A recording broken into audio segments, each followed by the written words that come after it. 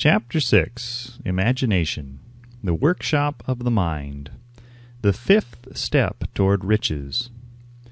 The imagination is literally the workshop wherein are fashioned all plans created by man.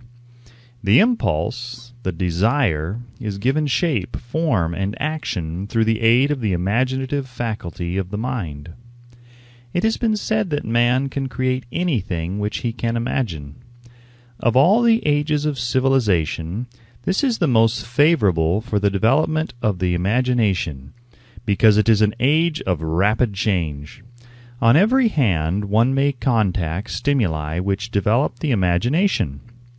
Through the aid of his imaginative faculty, man has discovered and harnessed more of nature's forces during the past 50 years than during the entire history of the human race previous to that time. He has conquered the air so completely that the birds are a poor match for him in flying. He has harnessed the ether and made it serve as a means of instantaneous communication with any part of the world. He has analyzed and weighed the sun at a distance of millions of miles, and has determined through the aid of imagination the elements of which it consists. He has discovered that his own brain is both a broadcasting and a receiving station for the vibration of thought, and he is beginning now to learn how to make practical use of this discovery. He has increased the speed of locomotion until he may now travel at a speed of more than 300 miles an hour. The time will soon come when a man may breakfast in New York and lunch in San Francisco. Man's only limitation, within reason, lies in his development and use of his imagination. He has not yet reached the apex of development in the use of his imaginative faculty. He has merely discovered that he has an imagination, and has commenced to use it in a very elementary way. Two forms of imagination. The imaginative faculty functions in two forms. One is known as synthetic imagination, and the other as creative imagination. Synthetic imagination. Through this faculty one may arrange old concepts, ideas, or plans into new combinations. This faculty creates nothing. It merely works with the material of experience, education, and observation with which it is fed. It is the faculty used most by the inventor, with the exception of the genius who draws upon the creative imagination when he cannot solve his problem through synthetic imagination. Creative imagination. Through the faculty of creative imagination, the finite mind of man has direct communication with infinite intelligence. It is the faculty through which hunches and inspirations are received. It is by this faculty that all basic or new ideas are handed over to man. It is through this faculty that thought vibrations from the minds of others are received. It is through this faculty that one individual may tune in or communicate with the subconscious minds of other men. The creative imagination works automatically, in the manner described in subsequent pages. This faculty functions only when the conscious mind is vibrating at an exceedingly rapid rate, as for example when the conscious mind is stimulated through the emotion of a strong desire. The creative faculty becomes more alert, more receptive to vibrations from the sources mentioned, in proportion to its development through use. This statement is significant. Ponder over it before passing on. Keep in mind as you follow these principles that the entire story of how one may convert desire into money cannot be told in one statement. The story will be complete only when one has mastered, assimilated, and begun to make use of all the principles. The great leaders of business, industry, finance, and the great artists, musicians, poets, and writers became great because they developed the faculty of creative imagination. Both the synthetic and creative faculties of imagination become more alert with use, just as any muscle or organ of the body develops through use. Desire is only a thought, an impulse. It is nebulous and ephemeral. It is abstract and of no value until it has been transformed into its physical counterpart. While the synthetic imagination is the one which will be used most frequently, In the process of transforming the impulse of desire into money, you must keep in mind the fact that you may face circumstances and situations which demand use of the creative imagination as well. Your imaginative faculty may have become weak through inaction. It can be revived and made alert through use. This faculty does not die, though it may become quiescent through the lack of use. Center your attention, for the time being, on the development of the synthetic imagination, because this is the faculty which you will use more often in the process of converting desire into money. Transformation of the intangible impulse of desire into the tangible reality of money calls for the use of a plan or plans. These plans must be formed with the aid of the imagination, and mainly with the synthetic faculty. Read the entire book through, then come back to this chapter and begin at once to put your imagination to work on the building of a plan or plans for the transformation of your desire into money. Detailed instructions for the building of plans have been given in almost every chapter.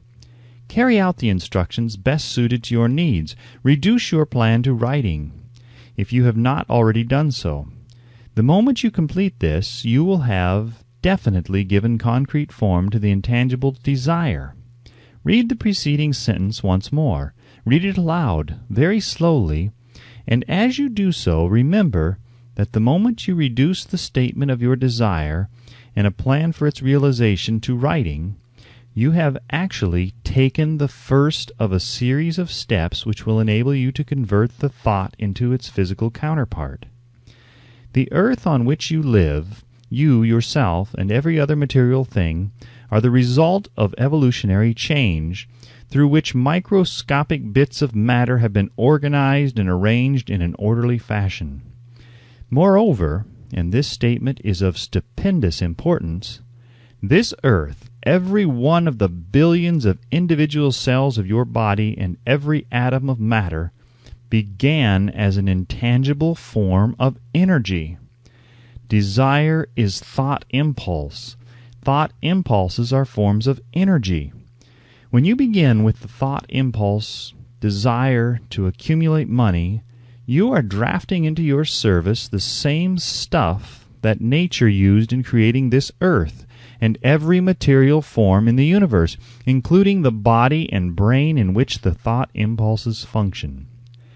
As far as science has been able to determine, the entire universe consists of but two elements, matter and energy.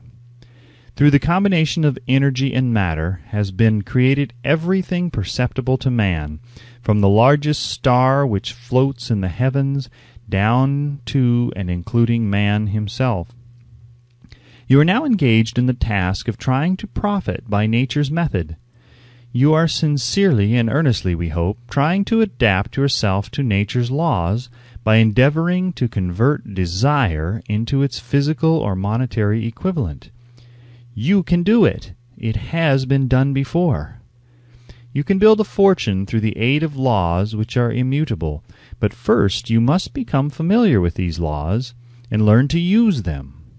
Through repetition and by approaching the description of these principles from every conceivable angle, the author hopes to reveal to you the secret through which every great fortune has been accumulated. Strange and paradoxical as it may seem, the secret is not a secret.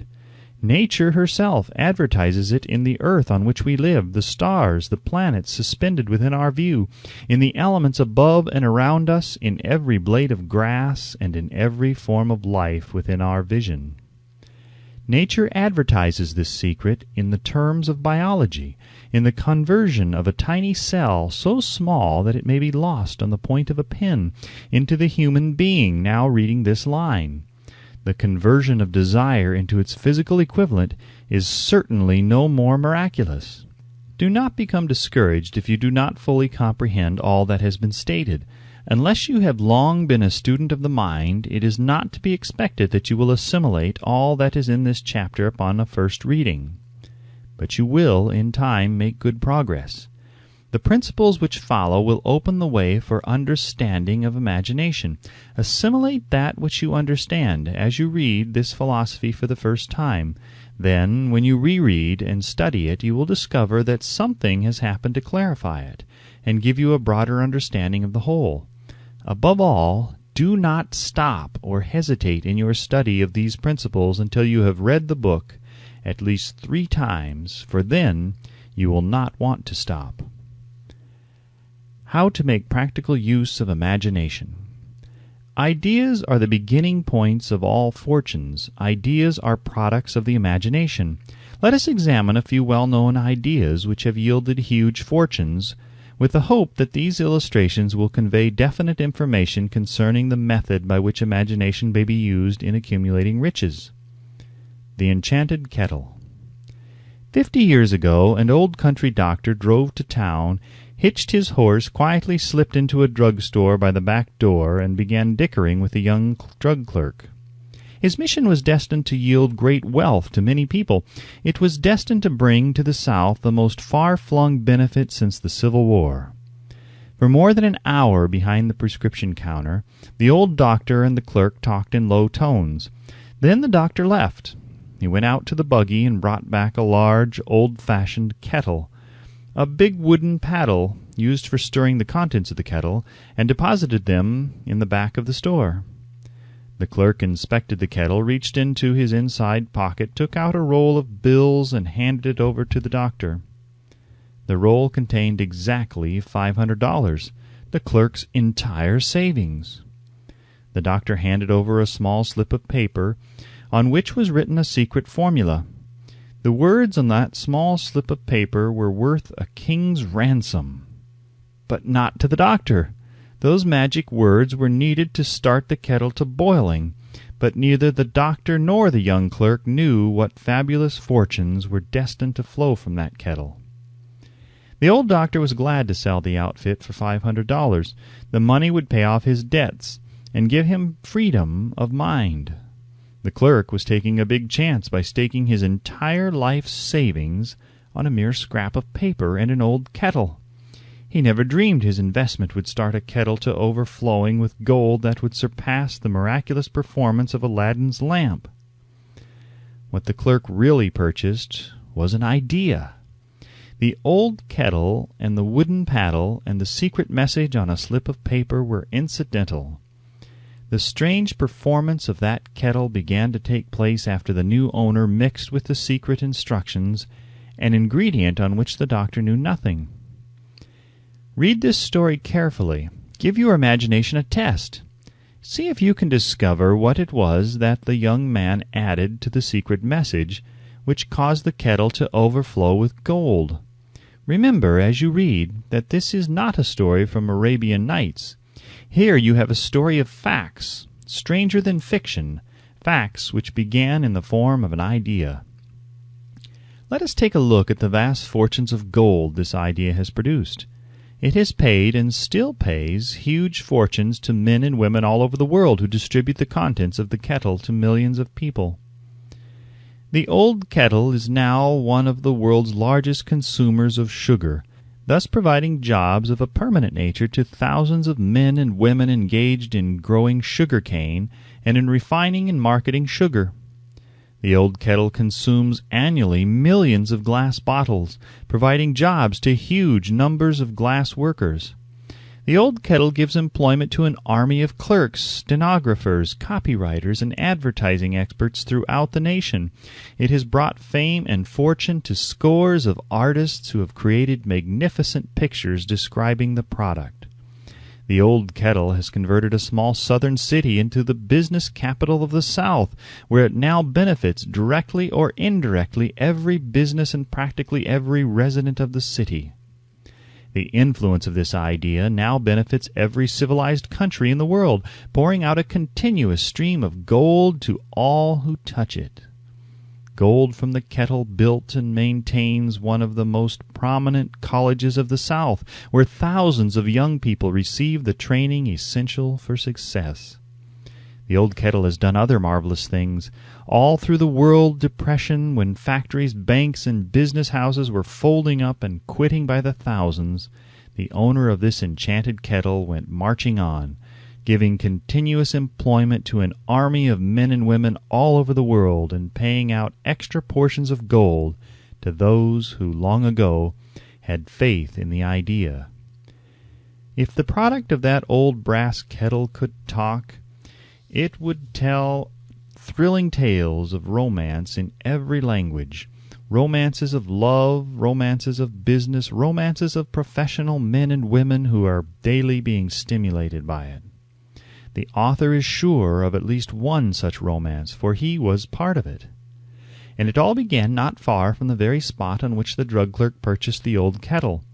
It was here that the author met his wife, and it was she who first told him of the enchanted kettle. It was the product of that kettle they were drinking when he asked her to accept him for better or for worse. Now that you know the content of the enchanted kettle is a world-famous drink, it is fitting that the author confess that the home city of the drink supplied him with a wife, also that the drink itself provides him with stimulation of thought without intoxication, and thereby it serves to give the refreshment of mind which an author must have to do his best work. Whoever you are, wherever you may live, whatever occupation you may be engaged in, just remember in the future every time you see the words Coca-Cola that its vast empire of wealth and influence grew out of a single idea, and that the mysterious ingredient the drug clerk, Asa Candler, mixed with the secret formula was imagination. Stop and think of that for a moment. Remember also that the 13 steps to riches described in this book were the media through which the influence of Coca-Cola has been extended to every city, town, village, and crossroads of the world, and that any idea you may create, as sound and meritorious as Coca-Cola, has the possibility of duplicating the stupendous record of this worldwide thirst killer. Truly, thoughts are things, and their scope of operation is the world itself. What I would do if I had $1 million. This story proves the truth of that old saying, "Where there's a will, there's a way." It was told to me by that beloved educator and clergyman, the late Frank W. Gonzalez, who began his preaching career in the stockyards region of South Chicago. While Dr. Gonzalez was going through college, he observed many defects in our educational system, defects which he believed he could correct if he were the head of a college.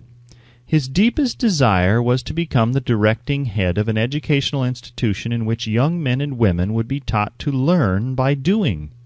He made up his mind to organize a new college in which he would carry out his ideas without being handicapped by orthodox methods of education. He needed $1 million to put the project across. Where was he to lay his hands on so large a sum of money? That was the question that absorbed most of this ambitious young preacher's thought. But he couldn't seem to make any progress. Every night he took that thought to bed with him. He got up with it in the morning. He took it with him wherever he went. He turned it over and over in his mind until it became a consuming obsession with him. $1 million is a lot of money. He recognized that fact, but he also recognized the truth that the only limitation is that which one sets up in one's own mind. Being a philosopher as well as a preacher, Dr. Gonzalez recognized, as do all who succeed in life, that definiteness of purpose is the starting point from which one must begin. He recognized, too, that definiteness of purpose takes on animation, life, and power when backed by a burning desire to translate that purpose into its material equivalent. He knew all these great truths, yet he did not know where or how to lay his hands on $1 million. The natural procedure would have been to give up and quit by saying, well, my idea is a good one, but I cannot do anything with it, because I never can procure the necessary $1 million. That is exactly what the majority of people would have said, but it is not what Dr. Gonzalez said. What he said and what he did are so important that I now introduce him and let him speak for himself. One Saturday afternoon I sat in my room thinking of ways and means of raising the money to carry out my plans. For nearly 2 years I had been thinking, but I had done nothing but think. The time had come for action. I made up my mind then and there that I would get the necessary $1 million within a week. How? I was not concerned about that.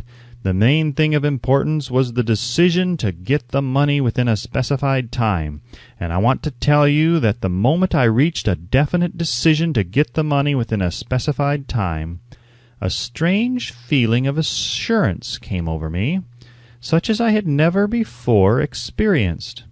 Something inside me seemed to say, "Why didn't you reach that decision a long time ago? The money was waiting for you all the time." Things began to happen in a hurry.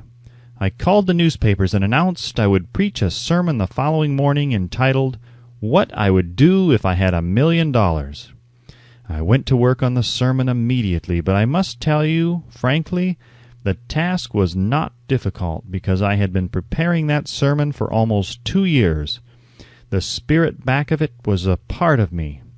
Long before midnight I had finished writing the sermon. I went to bed and slept with a feeling of confidence, for I could see myself already in possession of the $1 million. Next morning I arose early, went into the bathroom, read the sermon, then knelt on my knees and asked that my sermon might come to the attention of someone who would supply the needed money. While I was praying, I again had that feeling of assurance that the money would be forthcoming. In my excitement I walked out without my sermon, and did not discover the oversight until I was in my pulpit and about ready to begin delivering it. It was too late to go back for my notes, and what a blessing that I couldn't go back. Instead, my own subconscious mind yielded the material I needed. When I arose to begin my sermon, I closed my eyes and spoke with all my heart and soul of my dreams. I not only talked to my audience, but I fancy I also talked to God. I told what I would do with $1 million if that amount were placed in my hands. I described the plan I had in my mind for organizing a great educational institution where young people would learn to do practical things and at the same time develop their minds. When I had finished and sat down, a man slowly arose from his seat about 3 rows from the rear and made his way toward the pulpit. I wondered what he was going to do. He came into the pulpit, extended his hand, and said, "Reverend, I liked your sermon. I believe you can do everything you said you would if you had $1 million. To prove that I believe in you and your sermon, if you will come to my office tomorrow morning, I will give you the $1 million. My name is Philip D. Armoire." Young Gonzalez went to Mr. Armoire's office, and the $1 million was presented to him. With the money, he founded the Armoire Institute of Technology. That is more money than the majority of preachers ever see in an entire lifetime. Yet the thought impulse back of the money was created in the young preacher's mind in a fraction of a minute. The necessary $1 million came as a result of an idea. Back of the idea was a desire which young Gonzalez had been nursing in his mind for almost 2 years. Observe this important fact. He got the money within 36 hours after he reached a definite decision in his own mind to get it, and decided upon a definite plan for getting it. There was nothing new or unique about young Gonzalez's vague thinking about $1 million and weakly hoping for it. Others before him, and many since his time, have had similar thoughts. But there was something very unique and different about the decision he reached on that memorable Saturday when he put vagueness into the background and definitely said, "I will get that money within a week." God seems to throw himself on the side of the man who knows exactly what he wants, if he is determined to get just that. Moreover, the principle through which Dr. Gonzalez got his $1 million is still alive. It is available to you.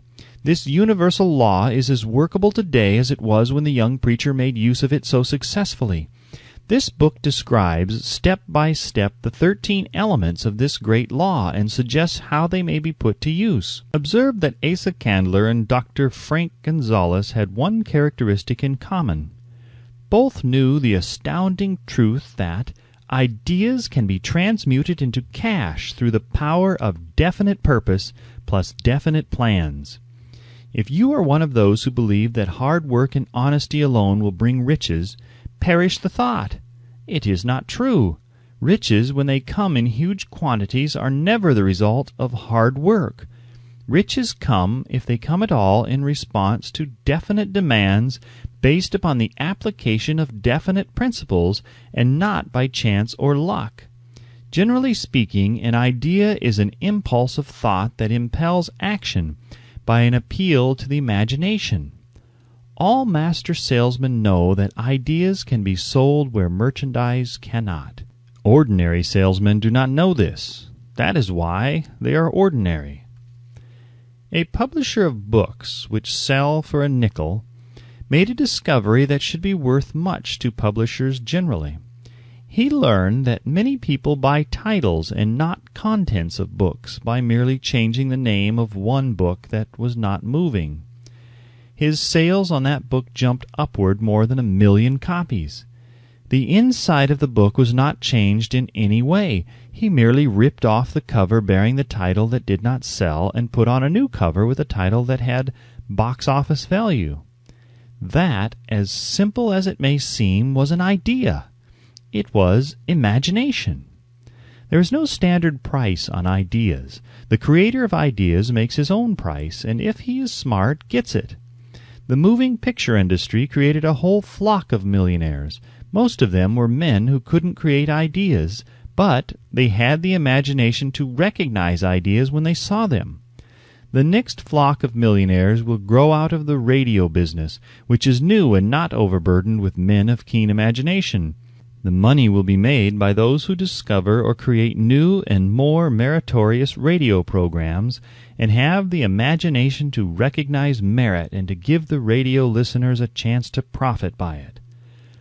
The sponsor, that unfortunate victim who now pays the cost of all radio entertainment, soon will become idea-conscious and demands something for his money.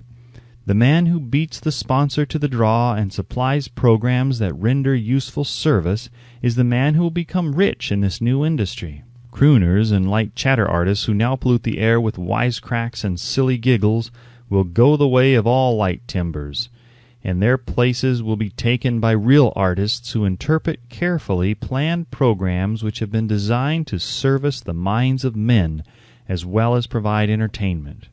Here is a wide-open field of opportunity screaming its protest at the way it is being butchered because of a lack of imagination and begging for rescue at any price. Above all, the thing that radio needs is new ideas. If this new field of opportunity intrigues you, perhaps you might profit by the suggestion that the successful radio programs of the future will give more attention to creating buyer audiences and less attention to listener audiences. Stated more plainly, the builder of radio programs who succeeds in the future must find practical ways to convert listeners into buyers. Moreover, the successful producer of radio programs in the future must key his features so that he can definitely show its effect upon the audience. Sponsors are becoming a bit weary of buying glib selling talks based upon statements grabbed out of thin air. They want, and in the future will demand, indisputable proof that the Who's It program not only gives millions of people the silliest giggle ever, but that the silly giggler can sell merchandise. Another thing that might as well be understood by those who contemplate entering this new field of opportunity, radio advertising is going to be handled by an entirely new group of advertising experts, separate and distinct from the old-time newspaper and magazine advertising agency men. The old-timers in the advertising game cannot read the modern radio scripts because they have been schooled to see ideas. The new radio technique demands men who can interpret ideas from a written manuscript in terms of sound. It costs the author a year of hard labor and many thousands of dollars to learn this. Radio right now is about where the moving pictures were when Mary Pickford and her curls first appeared on the screen. There is plenty of room in radio for those who can produce or recognize ideas. If the foregoing comment on the opportunities of radio has not started your idea factory to work, you had better forget it. Your opportunity is in some other field. If the comment intrigued you in the slightest degree, then go further into it, and you may find the one idea you need to round out your career. Never let it discourage you if you have no experience in radio. Andrew Carnegie knew very little about making steel. I have Carnegie's own word for this, but he made practical use of 2 of the principles described in this book, and made the steel business yield him a fortune. The story of practically every great fortune starts with the day when a creator of ideas and a seller of ideas got together and worked in harmony. Carnegie surrounded himself with men who could do all that he could not do, men who created ideas and men who put ideas into operation and made himself and the others fabulously rich. Millions of people go through life hoping for favorable breaks. Perhaps a favorable break can get one an opportunity, but the safest plan is not to depend upon luck. It was a favorable break that gave me the biggest opportunity of my life, but 25 years of determined effort had to be devoted to that opportunity before it became an asset.